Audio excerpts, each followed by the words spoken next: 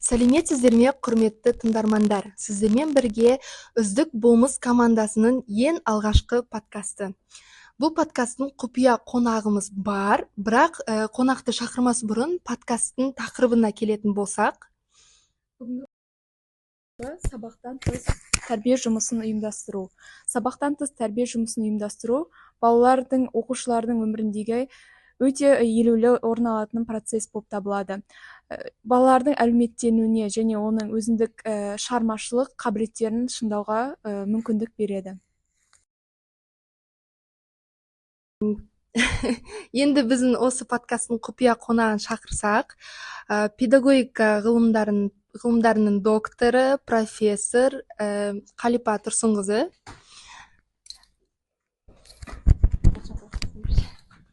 Қош келдіңіз.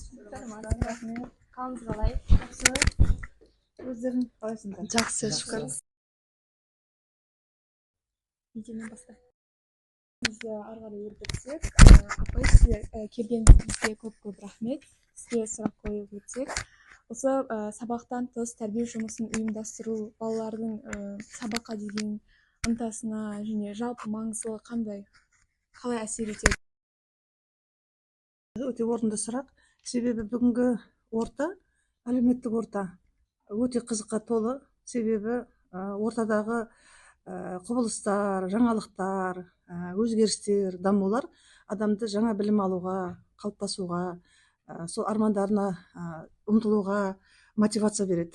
Сондықтан тек қана сабақтағы ақпараттар ғана емес, сабақтан тыс болатын құбылыстар сол сабақтың мазмұнына кіруге, сол сабақтың мазмұнын күрделендіруге, соны аша білуге итермелейтін құбылыстар болып табылады. Сондықтан тек қана сабақтың өзінде емес, сабақтан тыс та сабақтастық болатын болса сабақта, онда адам кең дамиды, терең білім алады, оның көзқарасы ауқымды болады. Сіздің ойыңызша, жалпы мысалы сабақтан тыс деп айтып отырмыз ғой, сабақта біз мысалы сабақ өтеміз, сабақтан тыс не өтеміз? Не қандай мысалы ойындар ма, әлде мысалы қазір сенбіліктер болады, сол кезде қандай тәрбие жұмысы, яғни тәрбие жұмысы сол немен қалай байланысты? Сабақпен ба? Сабақтан тыс болған. Иә, сабақта 50 минуттың шеңберінде барлық ақпаратты беру мүмкін емес. Кезінде осы педагогика ғылымының негізін қалаушылардың өзі айтқан, сабақ сол тақырыптың төңірегіндегі барлық ақпаратты беру ғана емес, ол беру мүмкін емес, ол қажет емес деп. Сондықтан сол тақырыптың төңірегінде адамға берілетін жаңа ой, адам бір ақпаратты тыңдаған кезде бір идея келеді.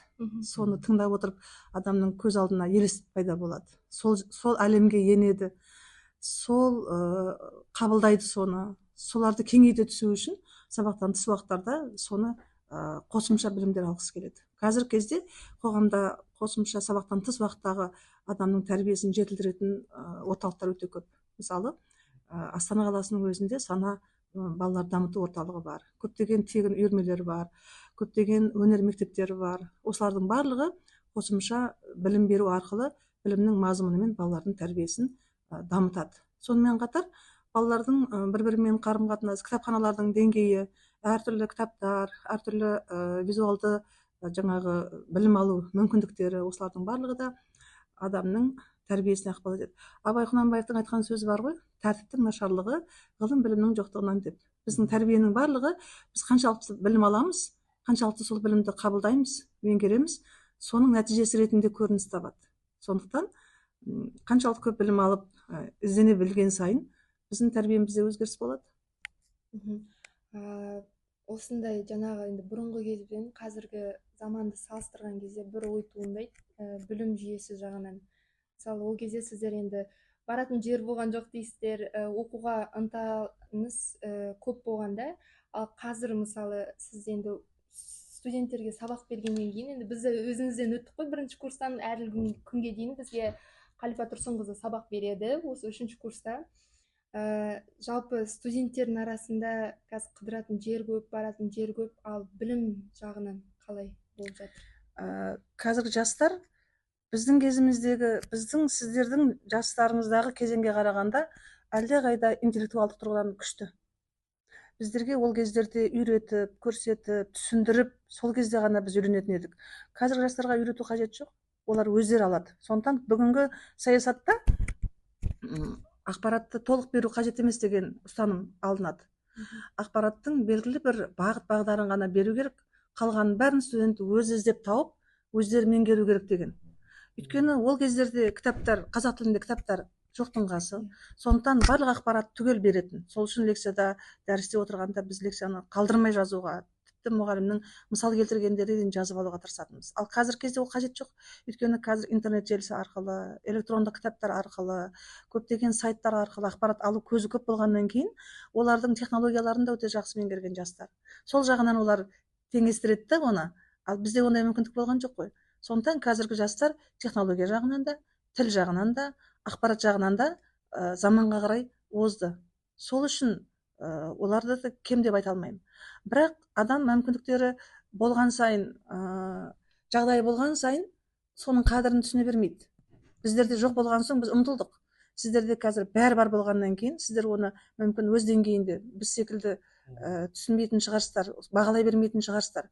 Бірақ сіздердің қазіргі меңгеріп отырған, қолдарыңыздан келіп отырған қабілеттеріңіз, соған құзыреттеріңіз жетіп отырғанның өзі үлкен аудиторияда білім алып, тыңдап, меңгергенмен бірдей жетістік болып тұр ғой. Сол тұрғыдан келгенде қазіргі студенттерді мен айтар едім, нашар, әлсіз деп айта алмаймын. Қазір жастардың ішінде не бір